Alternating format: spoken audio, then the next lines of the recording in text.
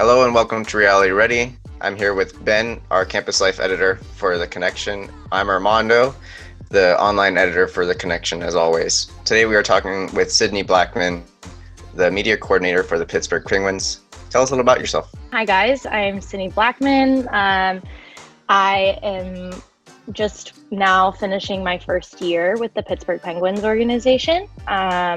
I started out my career with the Arizona Coyotes when I was in college. They hired me when I was 19. Don't really know why. I think that I just showed that I had a lot of passion for hockey. And I was really determined to try to land a career in sports. So my sophomore year, the Coyotes hired me to be a PR intern, and I was only allowed to work Saturday game nights, and because that was when they needed an extra set of hands, and I would pass out stats in the press box, and that was pretty much the extent of my internship my first year. My junior year, I stayed with the Coyotes as a PR intern. I worked every game. I wrote game notes during the games. I transcribed audio in the locker rooms, shadowed a lot of the different people within the organization. Then my senior year, I transferred to the social media department with the Coyotes, and that's where I worked under Marissa O'Connor.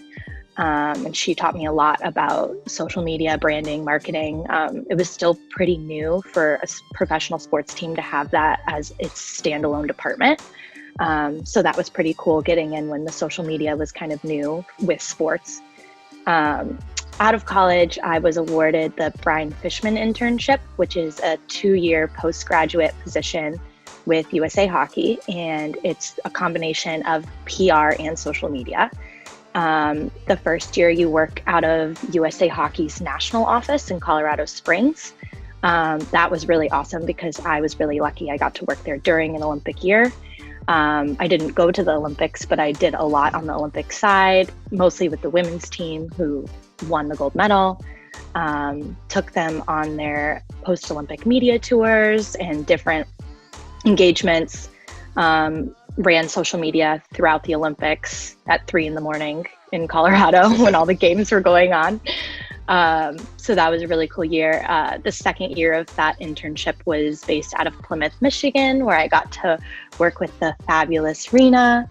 And I was actually kind of got a little bit lucky there as well because our manager of communications, Chris Nolt, left about 3 months into my internship year there.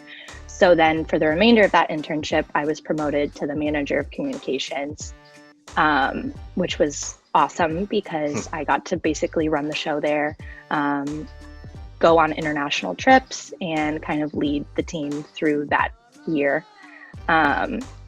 And then that led me to my job with the Penguins.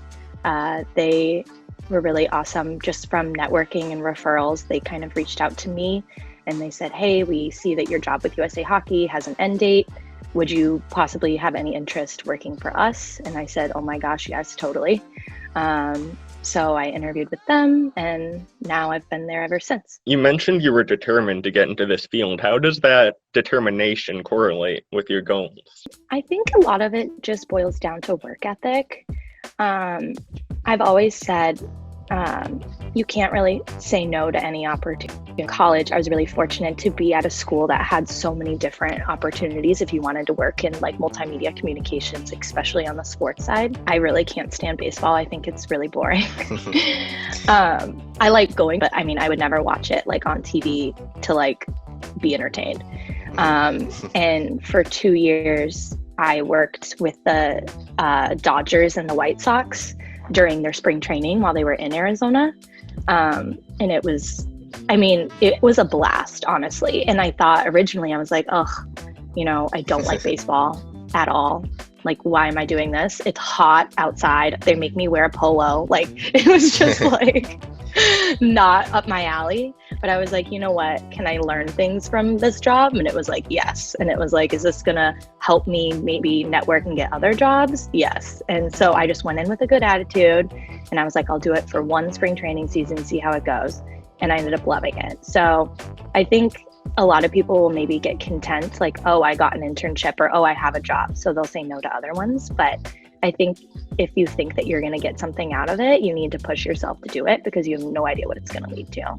Have those goals shifted at all throughout all of your jobs, or have they stayed pretty straight throughout the way? Yeah, I think they've definitely shifted. Another thing I always said is you don't really know what you like until you try it. I started out at ASU as pre-law because I wanted to be a sports agent and go to law school. And then I was like, oh, law school seems really hard, which, I mean, I still think it would be awesome, but the Coyotes job kind of just fell into my lap. And then from there, I was like, oh my gosh, I want to do PR. I'm going to switch my major to PR. And so I almost switched my major to PR. And then I was like, wait, well, what about social media? And so I think it's like not until you try something that you decide that you really, really like it.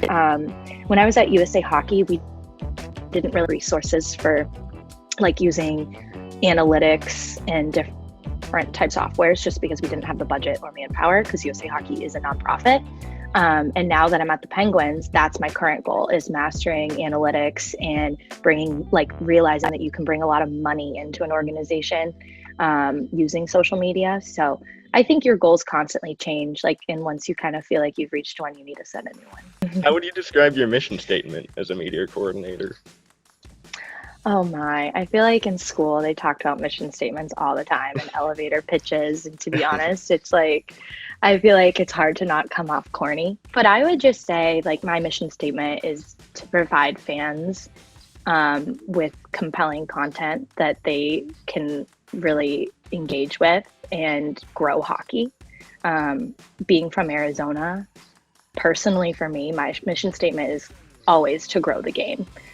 Being from Arizona, my family had season tickets to the Coyotes and no one really went. In college, we'd play the Blackhawks or the Red Wings, and there'd be more Blackhawk or Red Wings fans in our home arena. So now it's like I'm working for the Penguins, which we have, I think, arguably one of the most passionate fan bases, but you would still be surprised. I mean, you talk to some people and they're like, oh, I've never been to a Penguins game, or oh, they don't know the rules of hockey. So I think constantly trying to grow that fan base on my missions. Interesting. And how would you describe your career responsibility? My responsibilities are pretty diverse. We work with a lot of different departments because our job on the social media side is to be, first of all, informative. Like when we have a trade or breaking news, especially during the time right now with the season on pause, we need to inform people what's going on. So I think that is a very big responsibility, to be timely and effective, and when you're telling people important information. And then I think another responsibility would be providing people with, engaging content that they can resonate with and make them, want to follow us and check our social media handles every day to see what we've posted. So I think it's probably both being informative and, telling stories. But I think another really big part of it that I didn't really realize until I started working for the Penguins is the monetary side of it. We have so many things we need to fulfill on the partnership side. And so many of our partners want either web content or social media content. So fulfilling those to bring money into the organization is a huge responsibility, especially right now with no games being played. We can't sell tickets, there's no games. So really, we have to be creative on the way we can bring money into the organization. And the one way we can do that is digitally. So I think that responsibility is probably one of the more important ones. You mentioned that one of your key goals is to keep engagement up and to keep fan bases up. So what are some of the strategies that you employ to keep engagement up? I think one of our main strategies is just keeping the content fresh and organic. I don't think anyone wants anything that's super forced. We also, though, try to stay true to the Penguins brand. We're not going to post crazy, goofy, outside the box things that maybe the Vegas Golden Knights would post or the Colorado Rockies. Their tone is very different than the Penguins. So we know what works for us and we try to stick to that. And then, like I said before, with our sponsored content, no one wants to see something on our Instagram or Twitter that's like has a massive logo on it.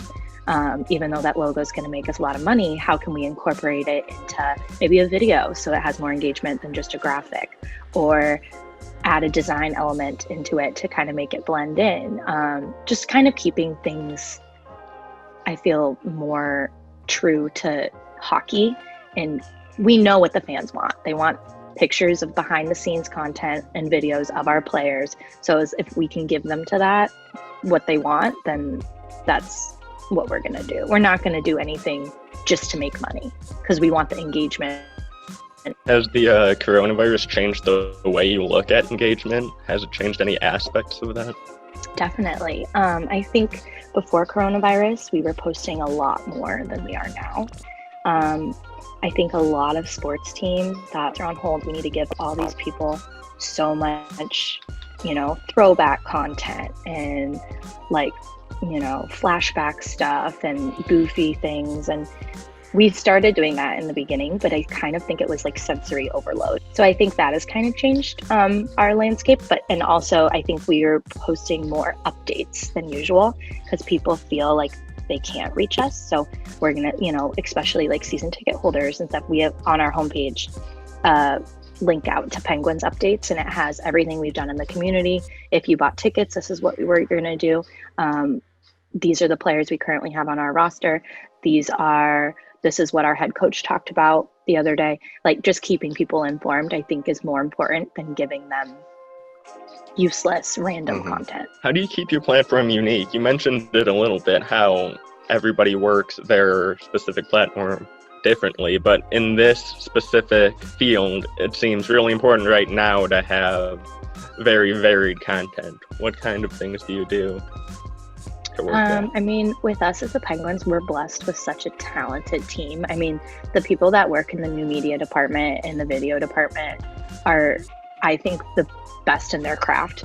Daryl Hill, who's our graphic designer, he is just super passionate and kind of does his own little passion projects that he'll share with us and be like, oh yeah, I was bored, so I did this. And we'll be like, actually, Daryl, like, we should put that out. It's really good.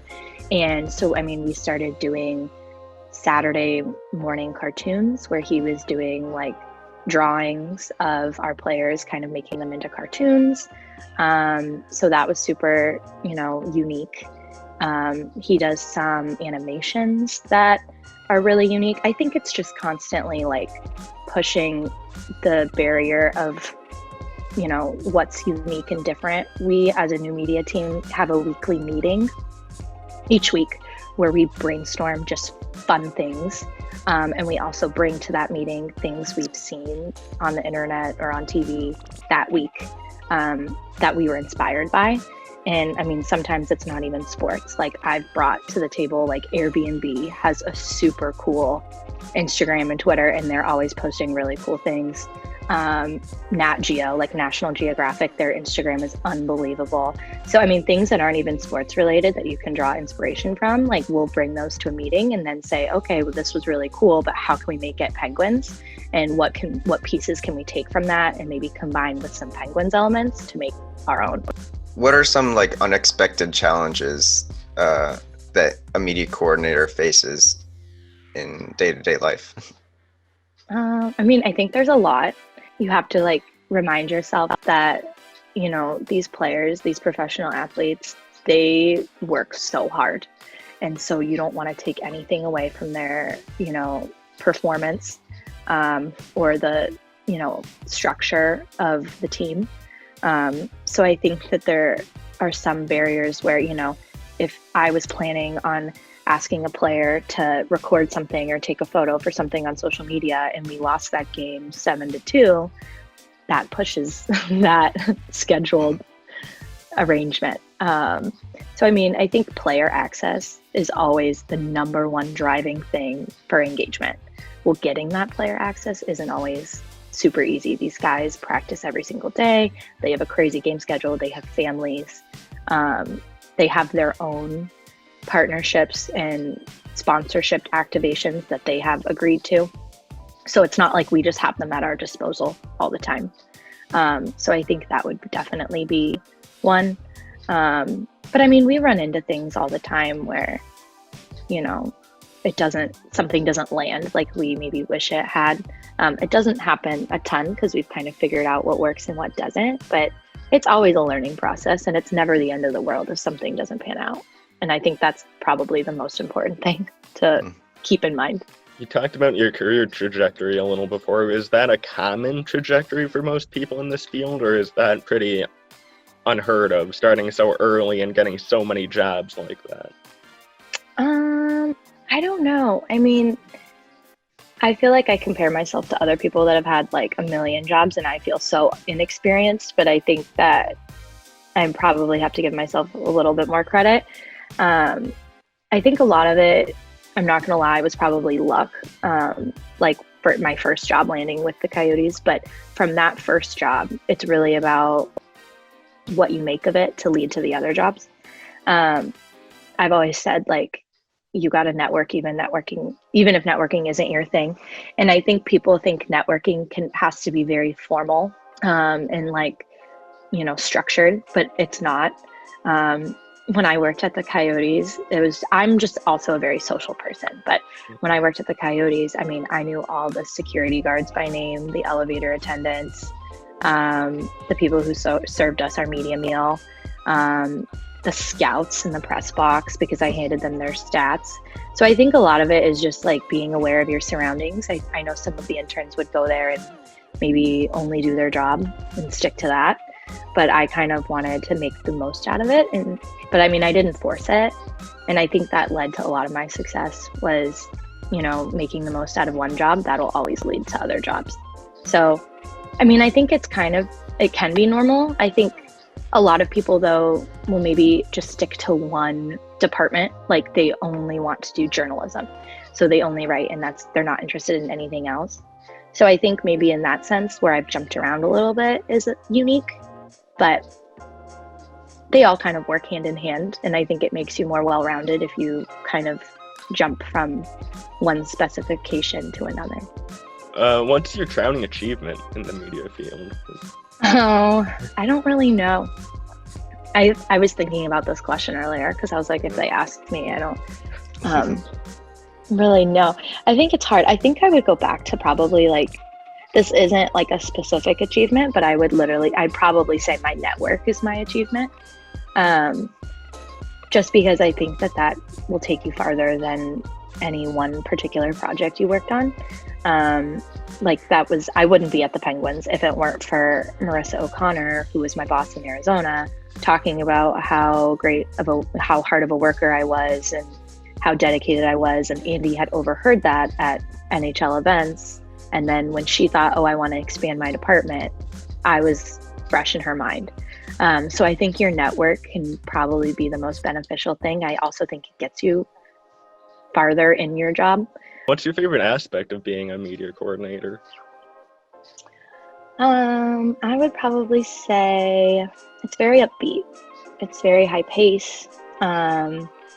It sounds kind of silly, but like when a hockey game is going on and we're like live tweeting it or posting about it on social, you kind of get adrenaline from it. Even though you're not out there on the ice, you're watching it and you're updating people within, you know, a goal is scored, and we try to put that content out within 15 seconds.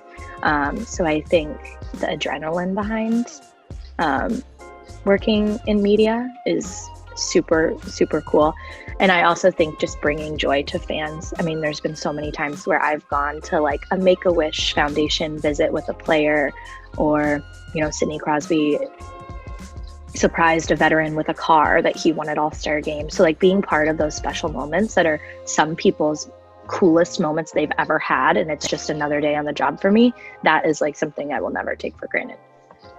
Yeah. So you talked about your favorite part. What's the hardest part of being a media coordinator? Definitely the schedule.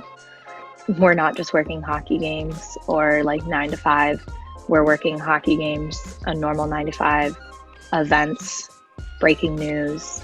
I mean, we're kind of at the point where, as part of the new media team, like I'm up here at the lake house, and if I go on the boat, I will text someone, say, hey, I'm going on a boat.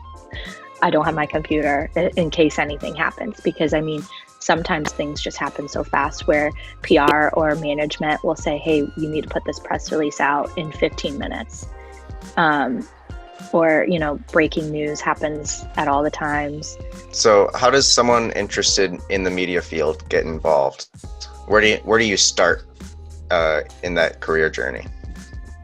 I would say to start, definitely just talking to people that work in the field, because I think you can learn a lot from them, and it might change your perspective or idea of what you think it might be.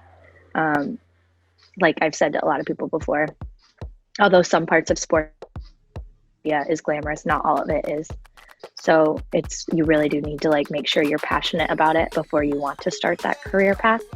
And then secondly, I would say to get started, passion projects are super, super important. You don't need to have a job or an internship to fine tune your skills or to learn things. So much of it is self-taught. Our video coordinator on the new media team that we hired just in October, he came from Sportsnet. And so, you know, during his interview and part of his portfolio had all the Sportsnet stuff that he did for his job. But then he said, oh, also, I've done a couple of these projects just for fun. And I honestly think we hired him more so off of those passion projects than his previous professional work, just because it was so cool to see what he got to do on his own without any restrictions or guidelines or rules. Like he just let himself do whatever he thought would be the best project. And he probably taught himself a lot in the process too. My former interns that have wanted to work like in PR communications, I've always told them, you know, if you're gonna stay at home and watch the Penguins play on a Tuesday night at home, might as well watch it at home, but write a game summary while you're watching it, or draft some tweets that you would feel like the Red Wings would post, or maybe write some post-game notes, or make in Photoshop an infographic for after the game. Those passion projects can teach you so much. Emma Kilmer, who's the Penguins PR coordinator, before the Penguins hired her, she did that in college. She wouldn't allow herself to go to bed until she made a post-game infographic for the Penguins game every single time. And then when she applied to work for the Penguins, she said, hey, here's 120 infographics I've made, which that is like, she has a lot of discipline. I don't think I could have done it for every game. But when she had started, she's like, I already know Photoshop. They didn't even have to teach her that because she had taught herself. What skill sets are most important to this type of career? You said a little bit about Photoshop. What other skill sets are important to learn, to know? Yeah, I mean, I don't think Photoshop is necessarily a number one important one, because so many, unless you want to be a graphic designer, they can kind of make those templates for you. But in Photoshop, if you know how to use a template and maybe put in a new image or change some text, like that's not that hard to learn, first of all. And second of all, clutch with, you know, if the graphic designer is on a boat and you need to change something, you know how to do that with his already built graphics package. So that's, I mean, that about is the extent of my Photoshop skills. But I would say other essential skills would just be hardworking, and probably attention to detail is a huge, huge one. Twitter still doesn't have an edit button. Like once something's out, it's out. You don't want to put out incorrect content or incorrect facts, spelling, just really, really watching things. Like I always say, read a tweet and then read it 2 more times. I think attention to detail is huge in any field, whether you're a video producer, a writer, in social and PR. It's all super important. A lot of different skill sets though. Yeah, definitely a lot. I think like writing in general is a really big one. I think it helped me a lot to work at USA Hockey under Dave Fisher, who's like the senior VP of communications. He was tough. I wasn't a journalism major. I was a business marketing major. So, I mean, I'm a decent writer, but it's not what exactly I studied. And he would tear apart my drafts of press releases. He'd be like, nope, the sentence structure isn't right. this needs a comma, this is the wrong tense. Like, I mean, just would tear things apart that maybe like most people would probably not even give a second look. And it used to drive me insane. But now I feel very confident in my writing, and I don't have to send everything and be like, hey, does this even make sense? Or is this grammatically correct? Because it was been drilled into my mind. So I think good writing can take you really, really, really far. Is there anything we haven't asked that you'd like to mention? You mentioned a couple mentors, a couple bosses, just anything in general? Think of some things.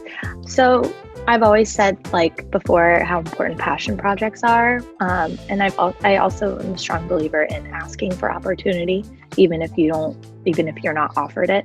When I was a senior in college, the Final Four was coming to Arizona. And I was like, oh my gosh, I want to work that event. Like, how cool would that be? Like, I love March Madness. I don't know anything really about basketball, but that sounds fun. And so I looked online for internship postings, couldn't find anything. I saw some students with the journalism school had a class that was like for the event, but I wasn't in that class. And I was just like, how do I get involved? So I literally went on their website, the NCAA's website, looked up the names of some people that worked in their athletic communications that would be at the event. And I emailed them my resume in a short little tiny cover letter email, because less is always more. I believe no one wants to read your life story. That's what the interview's for.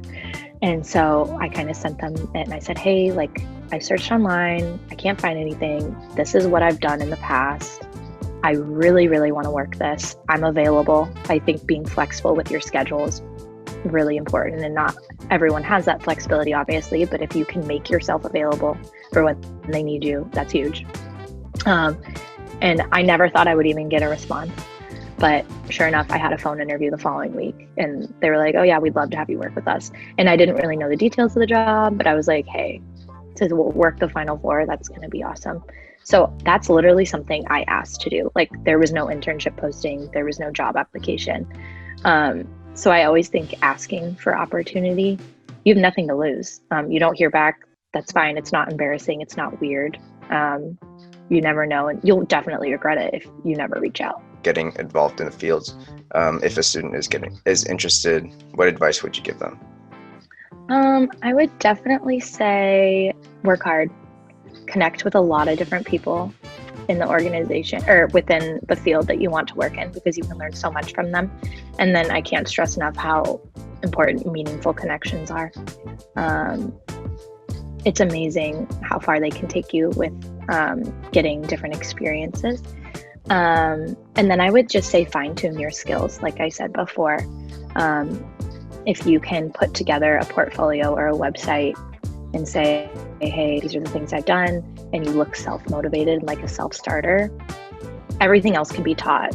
You know, when Andy Perelman, my boss, hired me at the Penguins, you know, I was honest in my interview, and she was like, do you know a lot of things about social media analytics or Skyward and TrackMaven, which are two softwares we use? And I was like, nope. And I was like, but they sound really interesting. And I've used Google. I taught myself Google Analytics at USA Hockey. And she was like, okay, great. Because I showed that I tried to teach myself some things about those things. So I think kind of fine tuning your skills. And, you know, there's so many different things out there now, like ClassPass and, you know, YouTube videos. I mean, all the time. I've even like, when I've done things in Excel, I'm like YouTubing how to do different formulas. Like, I just think it's like fine tuning those skills is important, but also don't stress out, because if there's something you don't know, it can all be taught if you have a good attitude and a good work ethic. Thank you for answering our questions and being here. It was really fun. You guys had awesome questions. Thank you. You had awesome answers. Cool.